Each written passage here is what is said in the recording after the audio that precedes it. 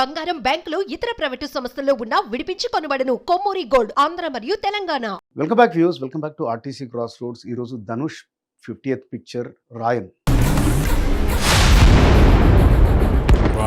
ధనుష్ అంటే తెలుగులో కూడా చాలా ఫాలోయింగ్ ఉంటుంది. ముఖ్యంగా ఆయన రఘువరన్ బీటెక్ అనే పిక్చర్ సుమారుగా 10 years బ్యాక్ వచ్చింది. అది ఆ పిక్చర్ తోటి చాలా ఫ్యాన్ ఫాలోయింగ్ వచ్చింది. అది అలా కంటిన్యూ అవుతూ అండ్ లాస్ట్ 2-3 years ఇతని పిక్చర్స్ ఏవైతే ఉన్నాయో తమిళ్లో కూడా బాగా సూపర్ హిట్స్ అయ్యాయి. అండ్ అలాగే తెలుగులో కూడా లైక్ అసురన్, కర్ణన్, తిరు, దెన్ సార్, చాలా మంచి సబ్జెక్ట్స్ తోటి, వెరైటీ సబ్జెక్ట్స్ తోటి వచ్చిన మూవీస్ అన్నీ. And Dhanush as an actor చాలామందికి ఇష్టం. సో పోతే ఈయన ఈ 20 years జర్నీలో ఆల్రెడీ ఆయన 50th మూవీకి వచ్చారు.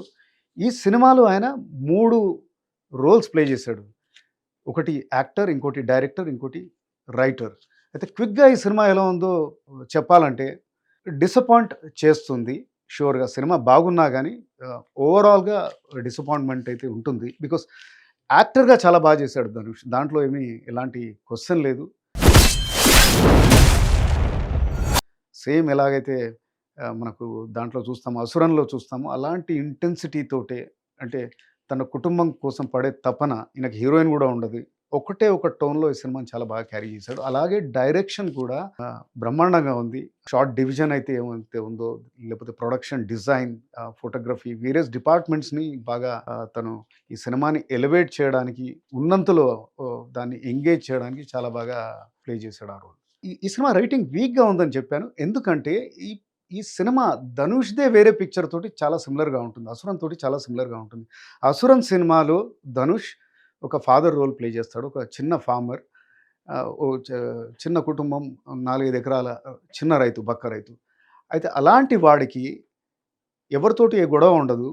విలేజ్ పాలిటిక్స్లోకి వాళ్ళ ఫ్యామిలీ సక్ అయిపోతుంది ఒక ఇన్సిడెంట్ చేయడం మూలాన.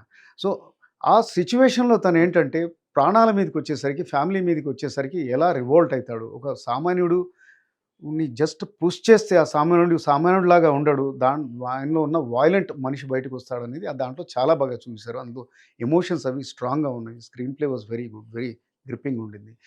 ఇక్కడికి వచ్చేసరికి అదే సినిమా, ఇక్కడ ఫాదర్ కాదు ధనుష్, తను అన్న. సినిమా మొదలవడమే వీళ్ళు కూడా ఒక చిన్న విలేజ్లో సామాన్యమైన కుటుంబం, చిన్న కుటుంబం అది.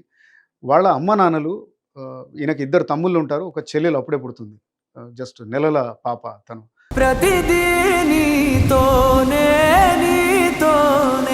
వాళ్ళ అమ్మ నాన్నలు టౌన్కి ఏదో పని మీద వెళ్తారు, పొద్దున వెళ్తారు, మళ్ళీ రారు. వాళ్ళు 2-3 రోజులు చూసేసి అగైన్ వాళ్ళకి ఇబ్బందులు వస్తాయి.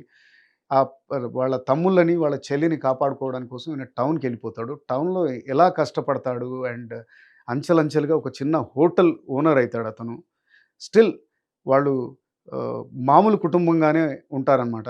దెన్ అక్కడ వీళ్ళ తమ్ముళ్ళ 2 పాత్రలు వచ్చేసి సందీప్ కిషన్ అండ్ జయరామ్. దెన్ దుర్గా అనేది చెల్లెలు, విజయ చేసింది ఆ రోల్. సో ఇందులో సందీప్ కిషన్ పాత్ర ఏదైతే ఉందో, అతను మామూలుగా ఏ పని బాధ్యత లేకుండా తిరుగుతూ ఉంటాడు. అండ్ ఊరిలో ఉన్న వాళ్ళతోటి రౌడీ మూకతోటి గొడవలు పెట్టడం, బార్లో కూర్చొని తాగడం, ఇట్లాంటివి చేస్తూ ఉంటాడు. ఆయన చేసిన ఒక పని వల్ల మొత్తం వాళ్ళ పీస్ ఏదైతే ఉందో డిస్టర్బ్ అవుతుంది. సో వాళ్ళ కుటుంబం అంతా అపాయంలోకి పడిపోతుంది. దెన్ రాయన్ ఎలా అతను ట్రాన్స్ఫార్మ్ అవుతాడు. ఏదో మామూలుగా చిన్నగా మాటలు తక్కువగా మాట్లాడుతూ చిన్న హోటల్ నడుపుకునేవాడు, ఎప్పుడు సీరియస్గా ఉండే మనిషి ఎలా ఎక్స్ప్లోడ్ అవుతాడు అనేది ఇంటర్వెల్ బ్యాంక్ అది. సో ఓవరాల్గా ఈ పిక్చర్ ధనుష్ గతంలో వచ్చిన అసురన్ ప్లస్ ఆయనవే కొన్ని గ్యాంగ్స్టర్ మూవీస్ వచ్చాయన్నమాట. పుదుపెట్టై, మారి, జగమే తందిరం, ఇలాంటి పిక్చర్స్. సో ఇవన్నీ కలగలుపుగా ఉంటుంది. అండ్ బిట్స్ అండ్ పీసెస్లో ఏదైతే ఈ యాక్షన్ సీక్వెన్సెస్ ఏవైతే ఉన్నాయో బ్రహ్మాండమైన ఎగ్జిక్యూషన్. ఇప్పుడు ఇంతకుముందు చెప్పినట్టుగానే ఇంటర్వెల్ బ్యాంగ్ ఒకటి బ్రహ్మాండంగా ఉంటుంది. ఇంటర్వెల్ తర్వాత వచ్చే యాక్షన్ సీక్వెన్సెస్ అవి బాగా ఉంటాయి.